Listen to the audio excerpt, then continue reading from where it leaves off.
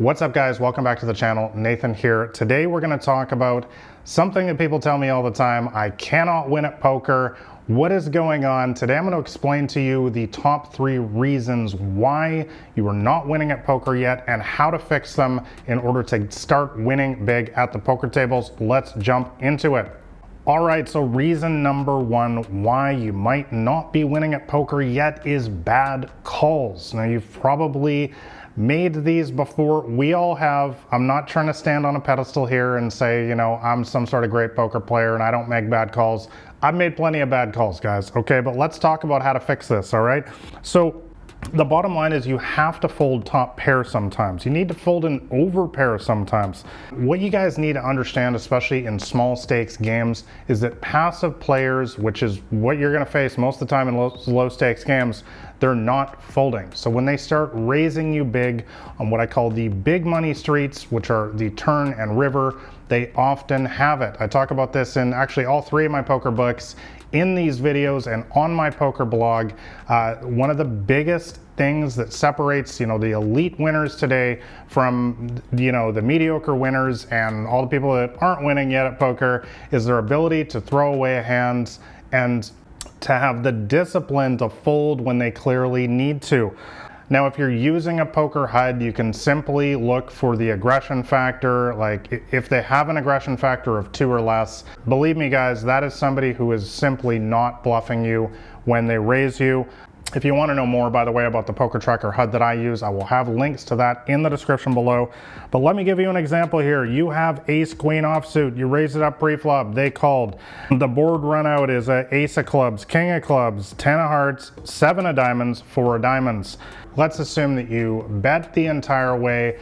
You're now on the river and they raise you.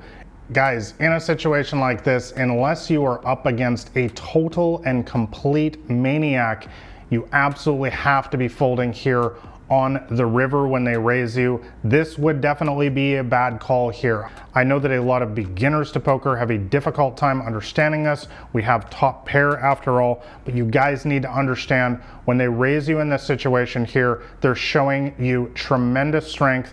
They're screaming from the mountaintops. They have a hand that can beat 1 pair. Let's talk about all the hands on this board that can beat us. Ace king, ace 10, ace 7, queen jack is a straight.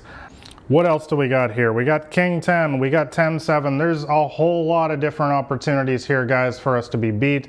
Our hand is certainly not going to be the best in all situations here, and they are absolutely representing something that beats our hand here. So calling on the river here when they raise you would be a bad call. This is when you need to develop the discipline to be able to throw a hand like this away. All right, moving on to number 2 here. Getting too tricky is a big reason why a lot of people don't win at poker. And primarily what I mean by that is slow playing too much. You might have been, you might have seen your favorite player here on YouTube or on TV or Twitch or something, maybe, some sort of high stakes pro getting all tricky and making a lot of, slow playing with their aces or something like that. But what you guys need to understand is that these players are playing in high stakes games against other world-class professionals where those kind of plays will work well, but in the games that most of you guys play in, low stakes, cash games or tournaments, when you try to get tricky with your hands like this, your opponents, it's going to go whoop right over their head and they're just going to check back. They're not going to help you build the pot because they're just passive players. Guys, they're not thinking on any kind of deeper level. And this is why I always talk about in all my books, on my blog, in these videos, is that for most of you guys watching these videos, is that for most of you guys playing at the smaller stakes, the best thing you can do is just play your hand in the most straightforward manner as possible. I know it seems crazy to a lot of people. They want to find some sort of deeper, complex meaning behind this game, but honestly, guys, there isn't.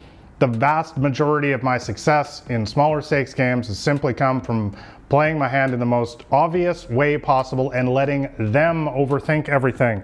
So you have to build the pot in order to win a big pot in small stakes games typically.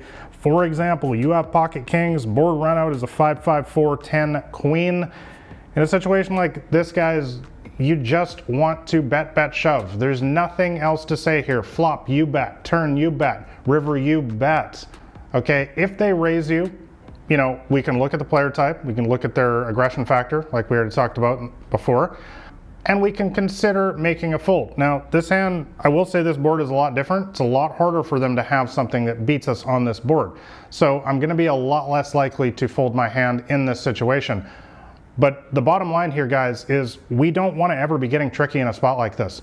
This hand is simply raise pre-flop, bet the flop, bet the turn, bet the river. If we're doing anything else, we're literally just throwing money away. And one of the biggest reasons why people do not have success in small stakes games is because they try to get tricky in a spot like this. They go for the check on the flop. They go for the check on the turn. And they often end up winning a tiny little pot, whereas somebody like me who just goes bet, bet, shove ends up stacking this player or winning a big pot. And that is the difference, guys. Guys, bottom line, you do not get hands like this very often. Pocket kings, pocket aces, big hands like this, especially on a good board like this. You absolutely have to get the maximum value in a situation like this. Do not get tricky, guys. Do not slow play in a spot like this.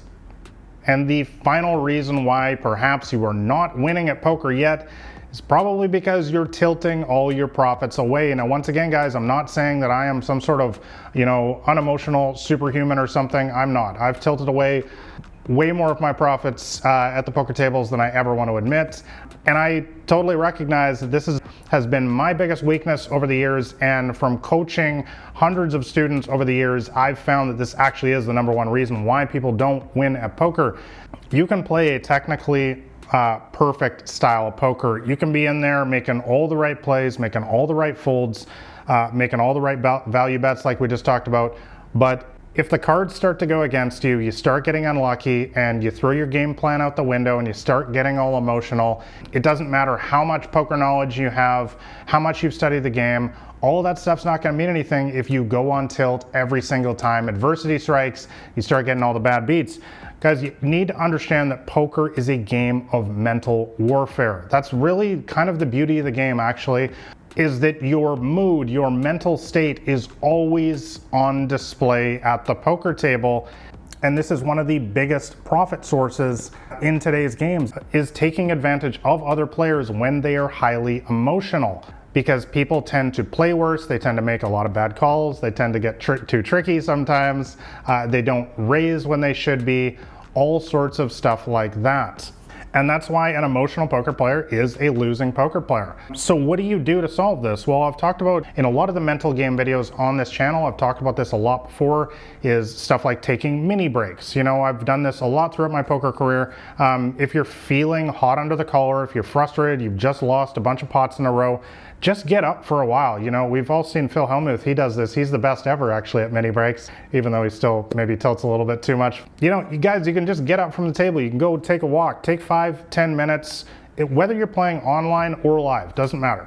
You don't need to sit there and play every single hand. Sometimes it's just better to get away for a couple minutes, go talk to yourself, maybe not out in public. People might think you're a little crazy, but you know, if you're in your home playing, you know, online poker, you can certainly just go take some deep breaths, you know, think through the hands, ask yourself, you know, did I play the hand to the best of my ability, and so on. And then you can go sit down 5-10 minutes later.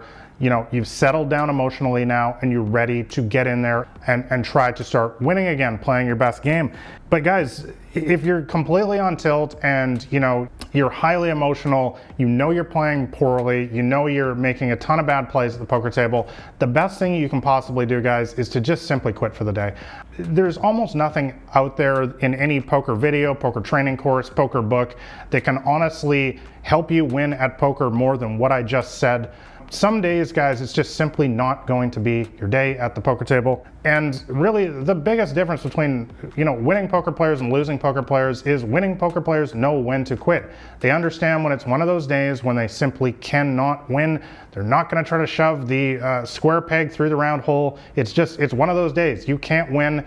And you know, you can sit in there like everyone else, steaming, getting all emotional, throwing away all your profit, or you can make the rational, long-term decision, which is in your best interest, which is to simply get up and say, hey, it wasn't my day. I'll come back tomorrow with a clear head and I'll win. So the bottom line, guys, is don't allow yourself to be in there when you're on tilt. You know, mic drop, end of video. That is gonna help you guys out so much in terms of winning at this game. Like I said, I believe that tilt is the #1 thing that holds a lot of people back in poker. Most people actually play pretty good poker these days, and getting too emotional is the biggest reason why they do not win. So guys, those are my top 3 reasons why perhaps you're not winning at poker yet.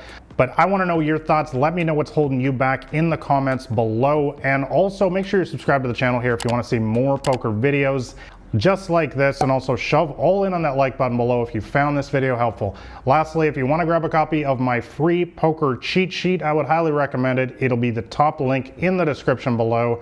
And finally, I'll leave another video up here that I made just recently that I think will help you guys out some more. Thanks a lot for watching, guys. This has been Nathan Williams with BlackRain79.com.